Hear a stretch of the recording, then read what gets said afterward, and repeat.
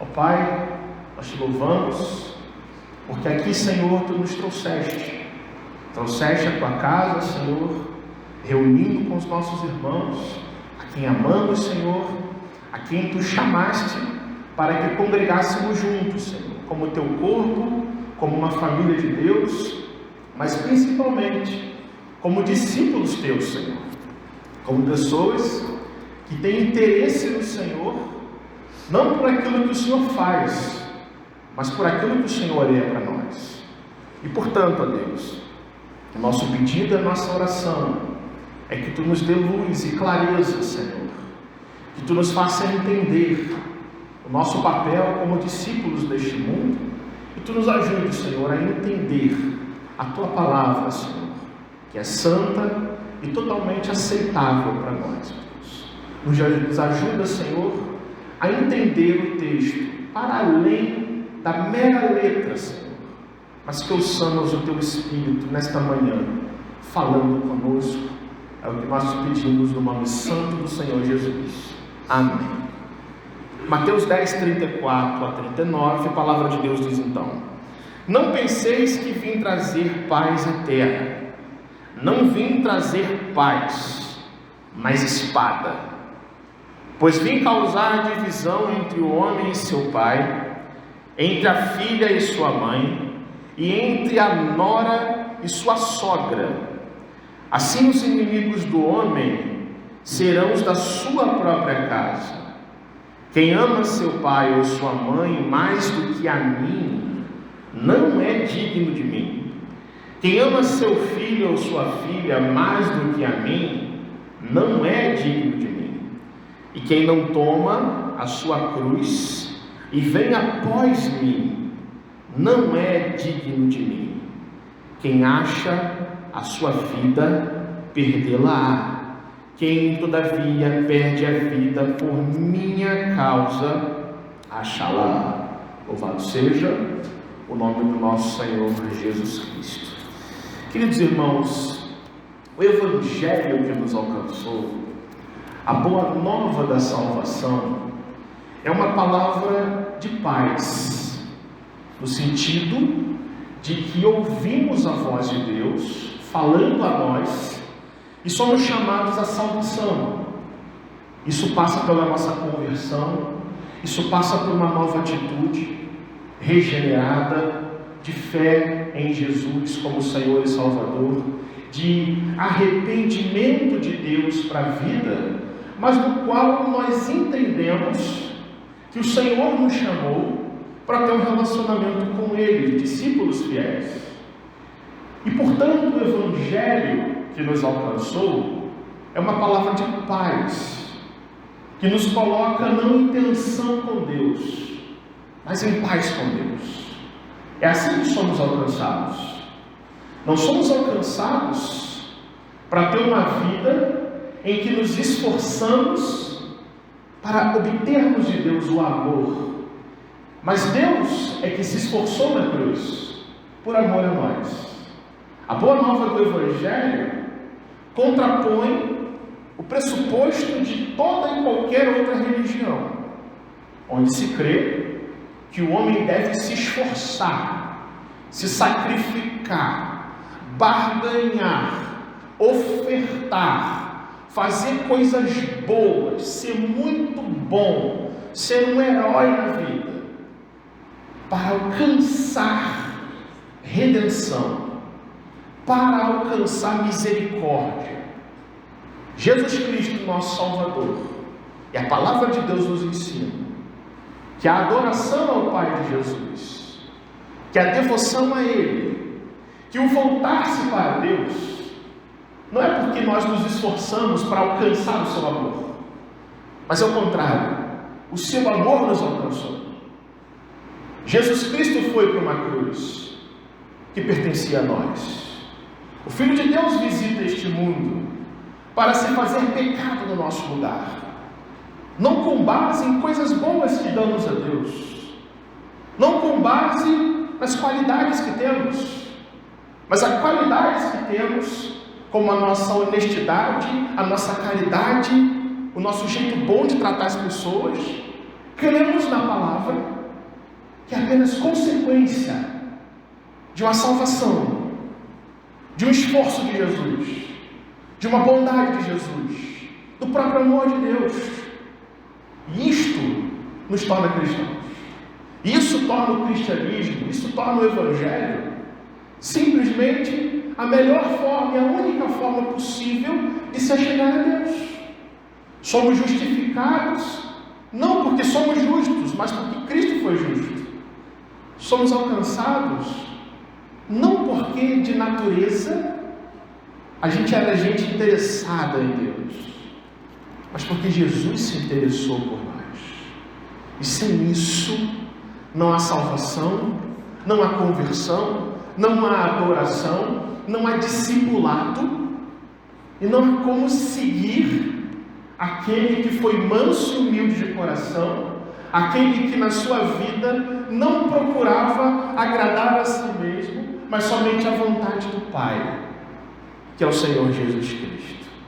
É por isso que o Evangelho, quando entra no seu coração, meu irmão, quando você compreende a mensagem, isso não apenas te salva, mas te blinda e te protege, seja contra as heresias, seja contra o legalismo, seja contra os desesperos do coração, seja contra a mornidão espiritual, porque você crê que você foi comprado por um preço que você não pagou, que você foi salvo porque outra pessoa derramou o seu sangue, e você recebe uma justiça e uma santidade e uma nova vida que não pertence a você, pertence ao Senhor Jesus, aquele que pacifica você com Deus. A paz de Deus é uma grande bênção. Descansar no Senhor é a maior necessidade do nosso coração.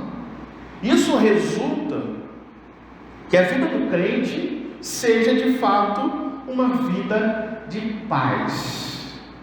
Seja paz com Deus, de não sofrermos a sua santa ira, seja recebermos a paz que vem de Deus, que excede todo entendimento, que produz alegria no nosso coração e que nos ajuda, nos segura, nos fortalece, nos levanta, nos faz avançar a caminhada desse mundo.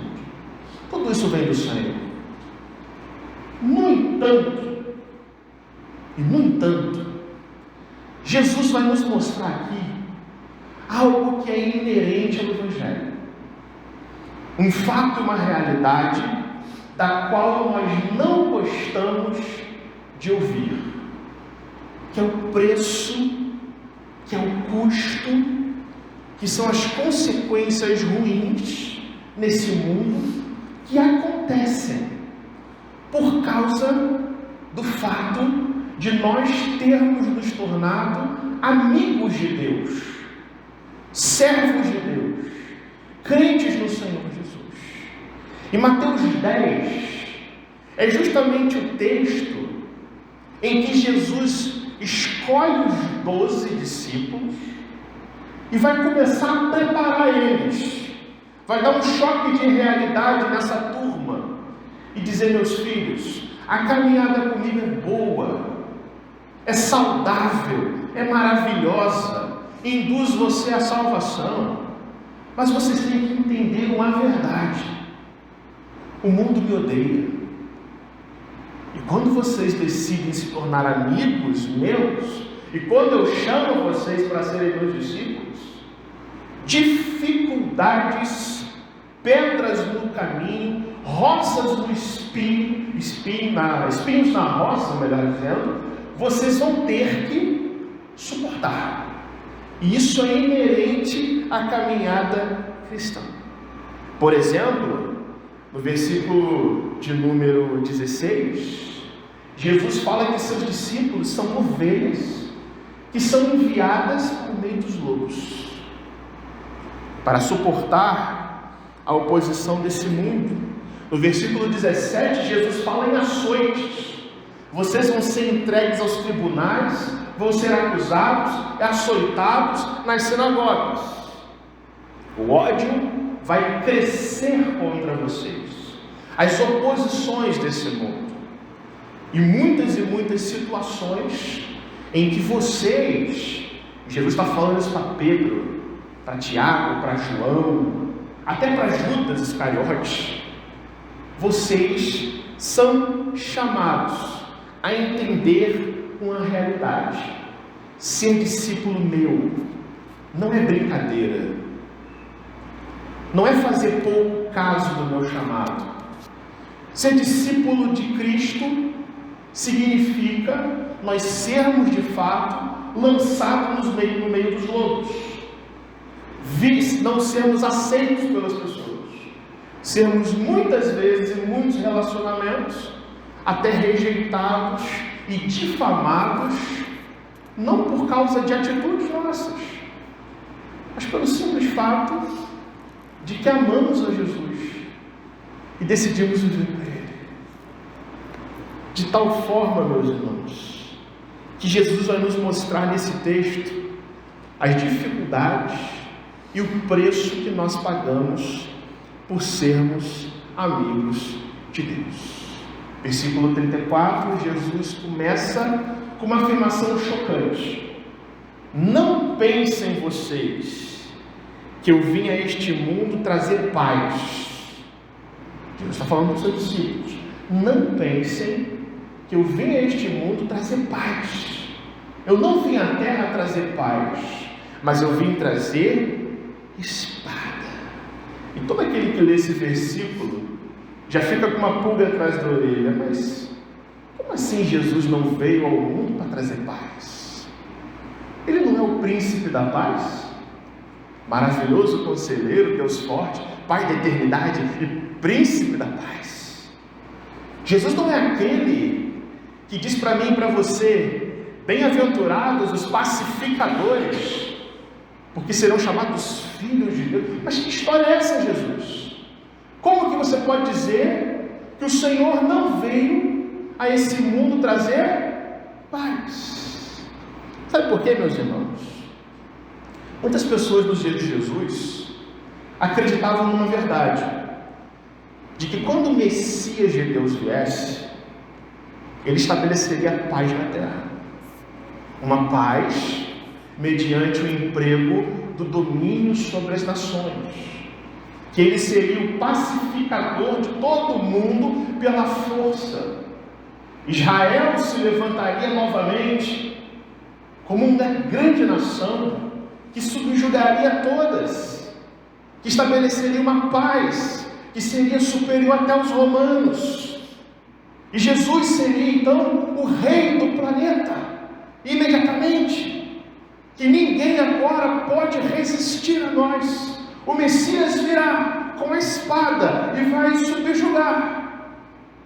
Aí Jesus vira para ele e fala: não pensem, olha como é que Jesus põe, não pensem que é assim. Eu não vim trazer paz, eu vim trazer espada, e não espada para os inimigos de vocês, mas espada para vocês. Você consegue entender isso? Como isso frustra as expectativas? É uma afirmação chocante. A vida com Cristo, a vida comigo, Jesus está dizendo, não vai abrir portas para esse mundo terreno que jaz no maligno, que é caído no pecado. Vai fechar portas, não vai facilitar a vida de vocês, vai dificultar a vida de vocês. Jesus vai dizendo para os seus discípulos que quem segue a Ele deve esperar não uma vida fácil, mas deve esperar espada. E espada, irmãos, é para matar, é perseguição, é punição, como acontece, por exemplo, hoje em muitos países que ainda estão fechados para o Evangelho, onde muitos irmãos e irmãs nossos gostariam de estar sentados assistindo um culto com tranquilidade, mas tem que fazer isso escondido, às 3 horas da manhã, muitas vezes, para não serem presos, açoitados, espancados, torturados e até mortos. Agora, você sabia que Jesus diz isso? Jesus está dizendo isso. Isso é consequência da vida comigo. Atrai espada, atrai perseguição e morte. Mas não somente diante do mundo. Jesus no verso 35 diz: também dentro de casa, também dentro da família. E Jesus diz: eu vim causar divisão. É isso mesmo que você leu. Eu vim para dividir o homem e seu pai. Eu vim para dividir a filha e a sua mãe. E eu vim dividir até a nora e a sogra. Até a sogra está no pacote aqui. Uma vez que o Evangelho entra, ele produz divisão até nas melhores famílias, especialmente quando, por exemplo, um pai é alcançado para Cristo, mas seus filhos, não alcançados, incrédulos, cegos espiritualmente, não aceitam isso e rejeitam isso. Esse é o drama de muitos lares hoje, especialmente quando há outras religiões na família. E Jesus está dizendo: meus filhos, a realidade é essa. Quem se tornar meu servo, quem for alcançado pela minha graça, e a família não, vai ter que aprender a suportar provações. Vocês estão dispostos a isso? Vocês querem entender que a vida comigo não é uma porta larga, mas é uma porta estreita para a vida de vocês? E Jesus está dizendo: não é que a divisão vai acontecer, eu vim causar divisão. Quem é o autor é o próprio Jesus. Eu vim para separar, eu vim para dividir, eu vim para chamar vocês para serem meus discípulos. E vocês vão ter que entender que dificuldades familiares, não só com relação ao mundo, mas dentro de casa, vão acontecer tensões e provocações e injúrias e dificuldades em relacionamento vão acontecer. Jesus está dizendo, isso não é um acidente de percurso, mas é algo inerente ao Evangelho, cujo autor é o Senhor Jesus. Verso 36, Jesus faz uma referência expressa ao profeta Miqueias. Olha na sua Bíblia aí, verso 36. Os inimigos do homem, preste atenção, os inimigos do homem serão os da sua própria casa. Jesus está aqui citando o profeta Miqueias, o texto que a gente leu nesse culto, antes da oração silenciosa. O profeta Miqueias, descrevendo a situação espiritual do povo de Israel no seu tempo, ele diz que a situação é tão caótica que o filho despreza o pai, a filha se levanta contra a mãe, a nora se levanta contra a sogra, e os inimigos do homem são os da sua própria casa. Em outras palavras, meus irmãos, quando você se curva a Jesus, quando o seu coração se volta para Ele, e a sua casa não, Jesus está dizendo que acontece no seu lar a mesma rebelião espiritual que os profetas denunciam, que o profeta Miqueias denuncia nos dias de Israel. E Jesus está dizendo, se alguém quer ser meu discípulo, tem que estar pronto para suportar tensão, para suportar divisão, e tem que estar pronto para suportar discórdias dentro da própria casa, quando o assunto é resistir a Jesus. Esse é o drama de não poucas famílias, especialmente no meio muçulmano, por exemplo, hoje. Se você der uma leve pesquisada, você vai ver o que acontece numa família muçulmana. Quando uma pessoa é alcançada por Cristo, e o pai não, e a família não. Como que a família trata o crente? Basicamente pondo para fora de casa. Então Jesus confronta os seus discípulos, nos versos 37 a 39. Vocês têm que tomar uma decisão. E a decisão é a seguinte: quem ama seu pai ou sua mãe mais do que a mim, não é digno de mim. Quem ama o seu filho ou a sua filha mais do que a mim, não é digno de mim. Ora, pertencer a Cristo é um privilégio tão grande que nenhuma outra relação nesse mundo pode substituir o nosso mestre na nossa vida. Nenhuma outra obrigação é tão obrigatória. Ser digno de Cristo é você amá-lo sobre todas as coisas. Não é isso o mandamento da lei de Deus? Amarás ao Senhor de todo o teu coração. Não é isso que se resume a primeira tábua da lei? É amar ao Senhor sobre todas as coisas. E Jesus está dizendo: amar sobre todas as pessoas, mesmo que seja sua mãe, seu pai, seu filho e a sua filha. É Deus acima de tudo. Como é que é o ditado? Deus acima de tudo e Jesus acima de todos. Amém? É isso que ele está dizendo no seu Evangelho. Sobre todas as coisas e sobre todas as pessoas. Versículo 38: quem não toma a sua cruz e vem após mim, vir após mim, significa seguir os mesmos passos, entrar no mesmo caminho. Quem não toma a sua cruz e vem após mim, não é digno de mim. Que história é essa de tomar a nossa cruz? Esse versículo às vezes é mal compreendido, irmãos, porque muitas pessoas acham que tomar a sua cruz significa suportar as suas tristezas, suas frustrações da vida, suas dificuldades, os problemas do cotidiano. Jesus não está falando de problemas do cotidiano. Tomar a sua cruz e seguir a Jesus significa que você deve renunciar a você. Significa crucificar espiritualmente o seu próprio eu.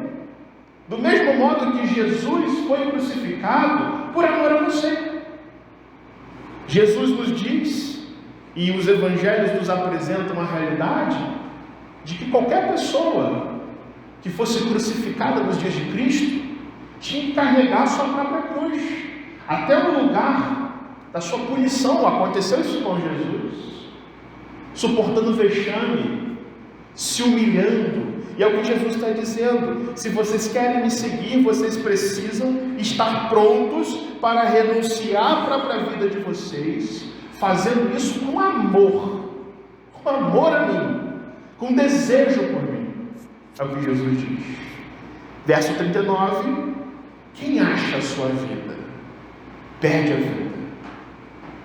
Mas quem perde a sua vida por minha causa, encontra a vida. Aqueles que só pensam nos seus interesses, só pensam no seu próprio umbigo, só pensam nas suas prioridades, só pensam na sua vida, só pensam na sua família, só pensam no dia a dia, só pensam no aqui e agora, e não colocam Jesus no centro, no trono do nosso coração e acima de nós, perde a vida que tanto busca. O que adianta o homem ganhar o mundo e perder a sua própria alma? Em contraste, aqueles que são discípulos de verdade, que estão dispostos a se renunciar por Jesus, morrer para esse mundo por Jesus, são justamente aqueles que encontram vida, que encontram alegria verdadeira, que encontram satisfação no tempo presente e, mais do que tudo, encontram salvação, encontram redenção para a sua própria alma. Por que eu li esse texto para você e trouxe para nós pensarmos nessa manhã a questão do discipulado, meus irmãos? Eu faço isso porque essa é uma necessidade da nossa igreja. Nós não estamos aqui como religiosos, meros religiosos. Nós não estamos aqui somente por um compromisso semanal de vir à igreja. Isso seria triste demais. Isso seria terrível demais. Sentarmos nos bancos da congregação, domingo a domingo, anos e anos, sem que a gente esperasse alguma transformação da parte do Senhor Jesus. Eu creio, no fundo do meu coração, que a gente pensar no discipulado, de ir mais além, de ter vida com Jesus, é uma das maiores necessidades da igreja hoje. Mas para que isso aconteça, a gente precisa entender que tem custo, que tem preço nesse negócio, que a vida cristã não é o mar de rosas que se prega muitas vezes nos púlpitos da nossa nação. Existem muitas bênçãos infinitas em ser discípulo de Cristo, em ser amigo de Deus. Mas nós devemos considerar e pensar naquilo que Jesus, o nosso Senhor, nos fala nessas palavras. Ele nos aponta o seguinte tema: qual o preço do discipulado cristão? Qual é o preço que aquele que ama Jesus precisa estar disposto a pagar na sua vida, sendo digno do seu Salvador? Jesus nos aponta um primeiro preço que se encontra neste texto. Ele nos fala que o preço do discipulado é nós suportarmos a oposição dos inimigos de Deus. Repita isso comigo: suportar a oposição dos inimigos de Deus. É impressionante, irmãos, como é que Jesus não brinca com a realidade? Como é que Jesus não é romântico com a realidade dos seus discípulos? Ele fala escancaradamente: meus filhos, vocês querem crer em mim? Saibam o seguinte: o mundo vai rejeitar vocês, o reino de Deus vai botar vocês em ponta cabeça com esse mundo, porque o mundo impõe a vocês hostilidade, divisões, contendas familiares, não porque odeiam vocês, mas porque me odeiam. Você consegue entender que a gente está vivendo numa relação com Deus que é desprezada, que é surrada e que é desgastada pelas pessoas do mundo? E que o mundo, o diabo, aqueles que não creem em Deus e toda sorte de contendas serão sempre levantadas, meus irmãos, para que a gente ou saia dos caminhos do Senhor, ou a gente vai ficando frio com Deus, ou que a gente vai dando mais importância a outras coisas que não Jesus, colocando Jesus no banco de reservas. E Jesus fala que todo aquele que se opõe ao Evangelho de Cristo é inimigo de Deus. Se você voltar no versículo 34, Jesus fala em espada. Se você voltar ao versículo 35, Jesus fala divisão. Se você for ao verso 36, Jesus fala inimigos. Quem quer amar a Deus tem que entender que a espada vai se levantar, que os inimigos vão se levantar, que a divisão, como por exemplo, perder amigos, são coisas inerentes àqueles que querem ter uma vida santa, diferente daqueles que se põem em inimizade com Deus neste mundo.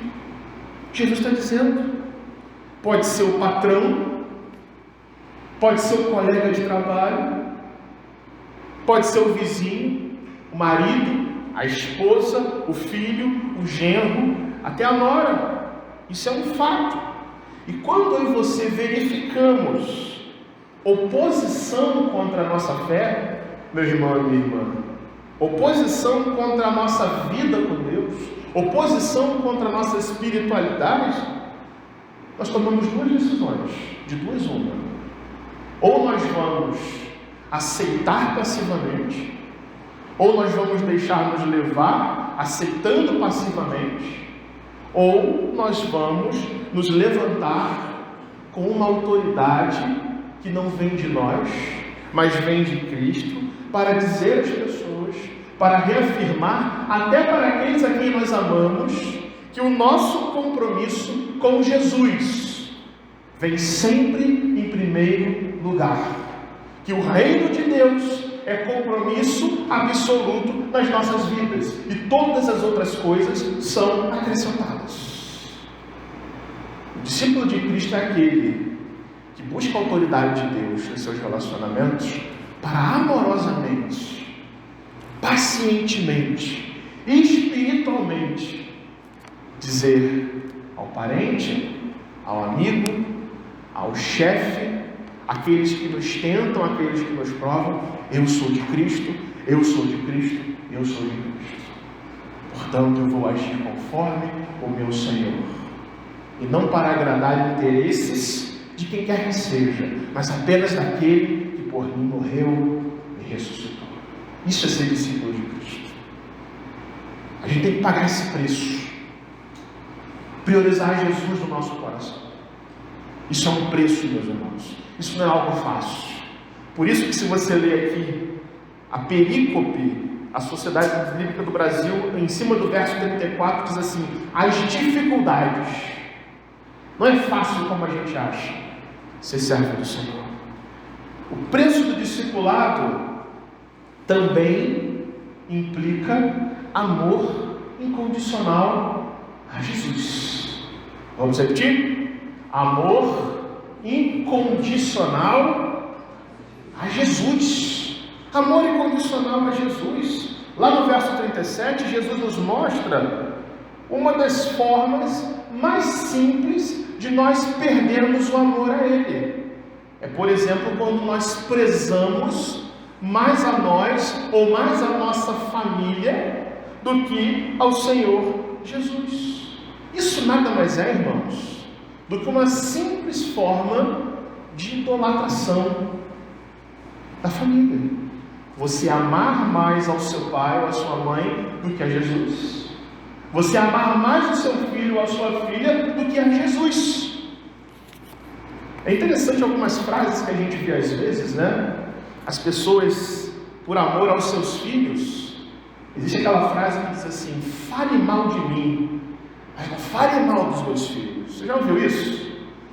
Fale mal de mim, mexe comigo, mas não mexe com os meus filhos, senão eu viro bicho. É uma frase que demonstra um amor protetivo que deve, em um certo nível, existir.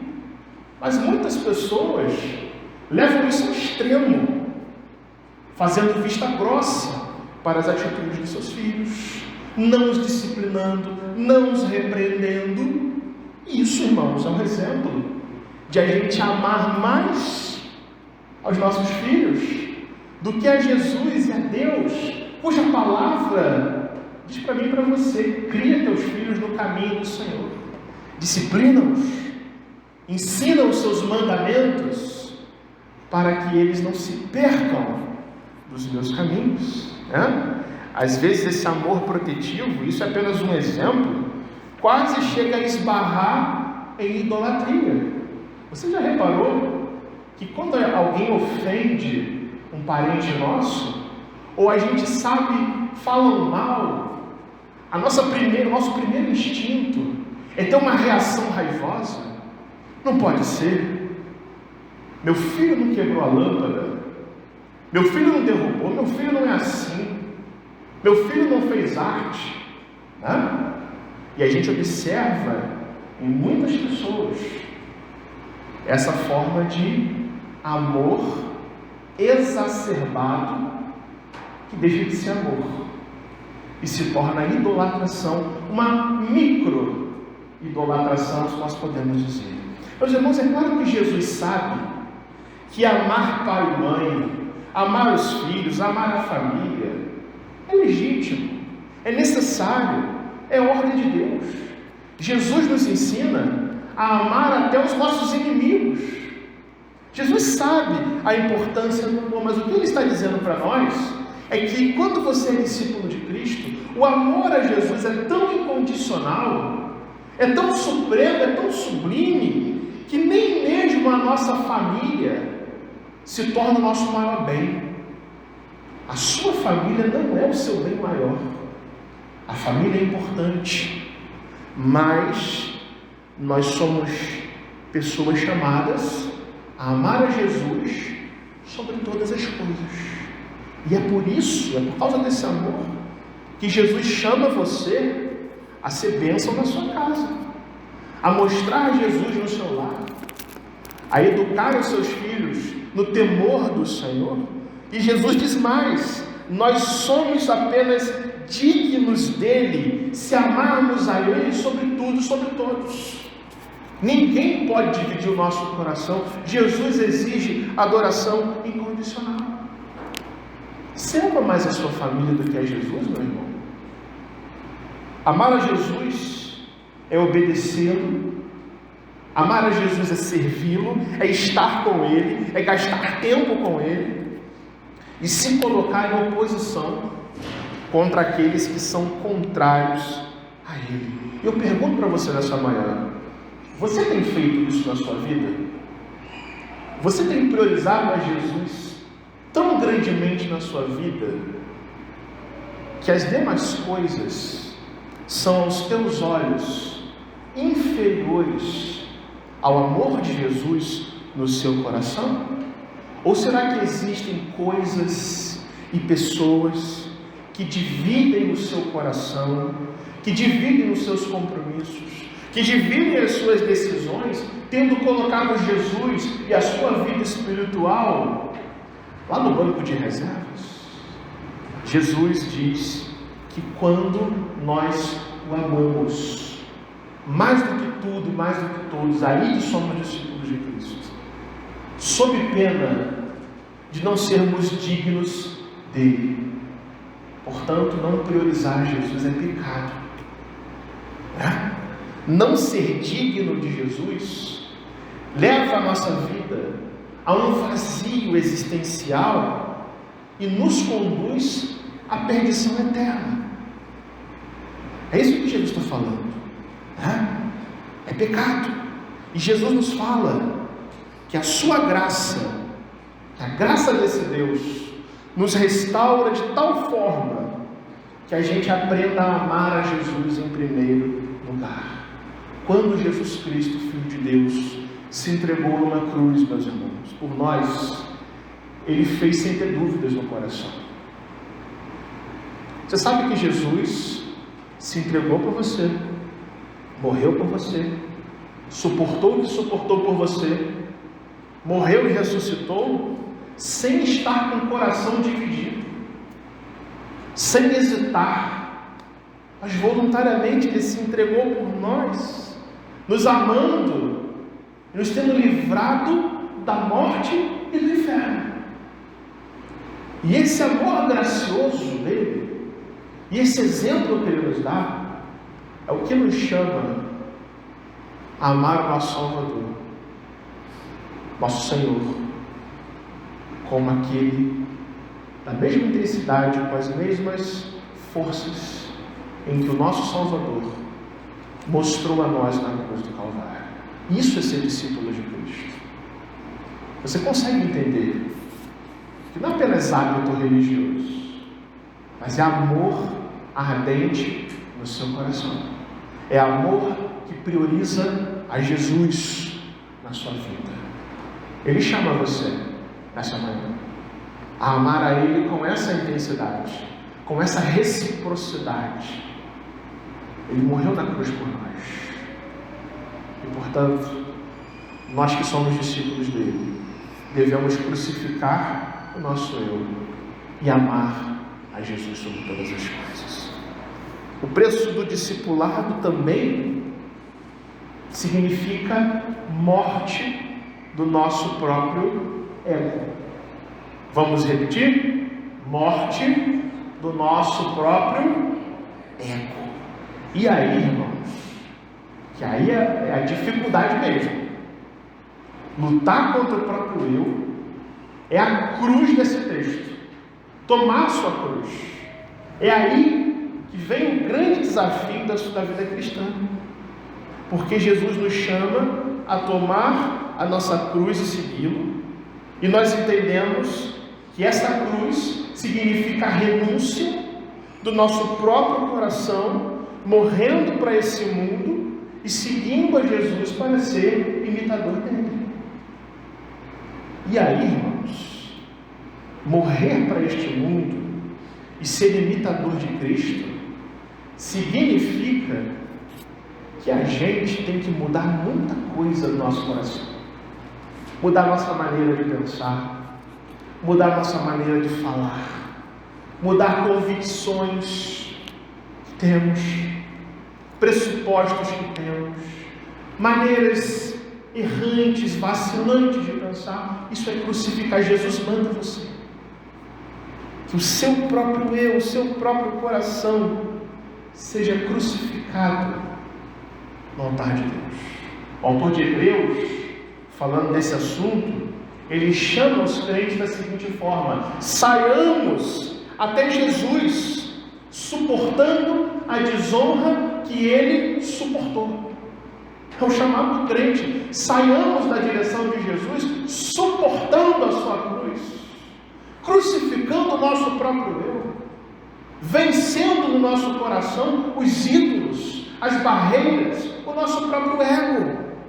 Isso é tomar a nossa cruz. É saber que o teu mestre foi envergonhado por você, foi açoitado por você, humilhado e crucificado por amor a você. Isso não deveria mudar o nosso jeito de ser?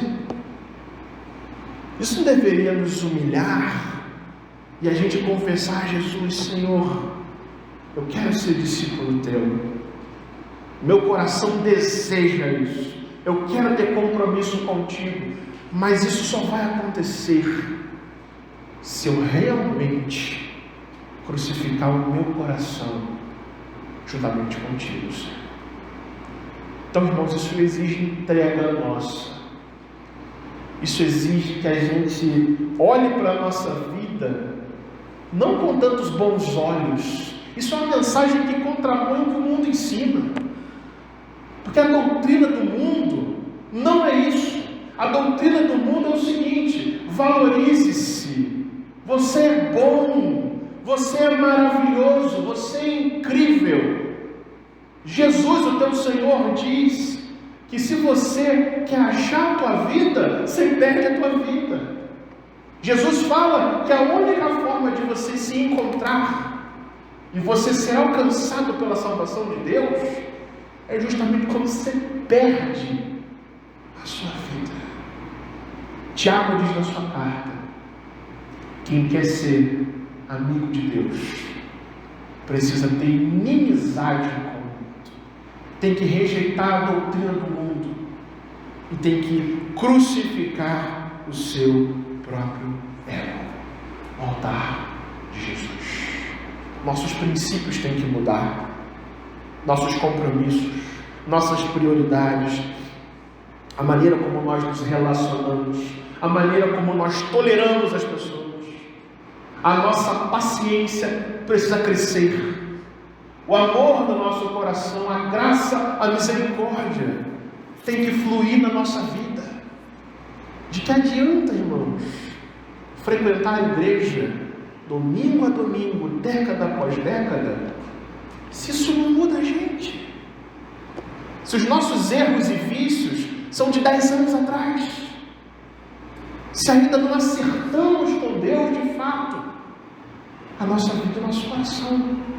Jesus chama a mim e a você, a mim e a você, todos nós, a esse conserto de vida. Jesus não está propondo uma reforma na casa.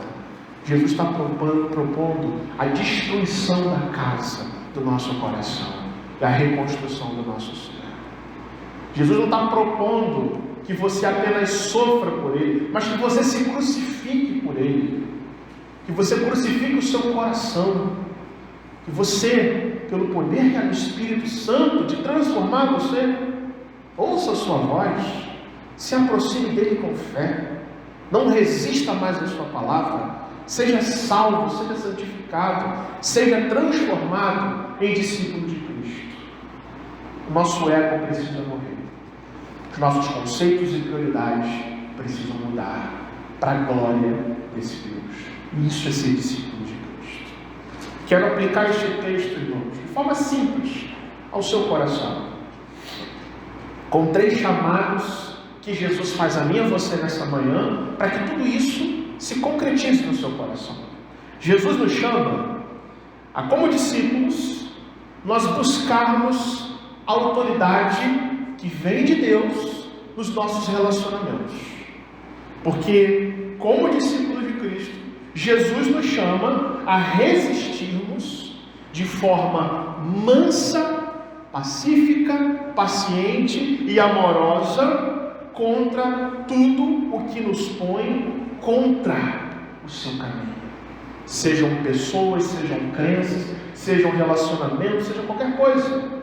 Deus chama você e a mim a nos revestirmos do poder de Deus, a vestirmos a camisa do time de Deus, a sermos discípulos de fato e dizermos às pessoas: não, porque eu sou de Cristo. Não farei isso porque Cristo me salvou. Não será assim porque Jesus diz que é de outro jeito que as coisas têm de ser. É dessa forma, com amor, graça e misericórdia, que Ele te chama a suportar o preço do discipulado. Jesus também nos chama a reconhecer que Jesus Cristo é a prioridade máxima da nossa vida. Jesus, meus irmãos, é mais do que a nossa própria vida. Jesus é mais do que o nosso trabalho. Jesus é mais do que a nossa família, do que os nossos sonhos, do que os nossos planos. Jesus está acima de tudo e de todos, para que Ele seja o nosso Senhor e nós sejamos discípulos dEle. Apenas ao Mestre você deve se curvar. Apenas o Mestre você deve adorar, e não a qualquer outro ser humano, porque é assim que a gente é discípulo de Cristo. E Jesus também nos chama, com tudo isso, a humilharmos o nosso coração, a crucificarmos o nosso próprio eu, porque discipulado e humildade, irmãos, são sinônimos. Arrogância e discipulado não cabem na mesma frase.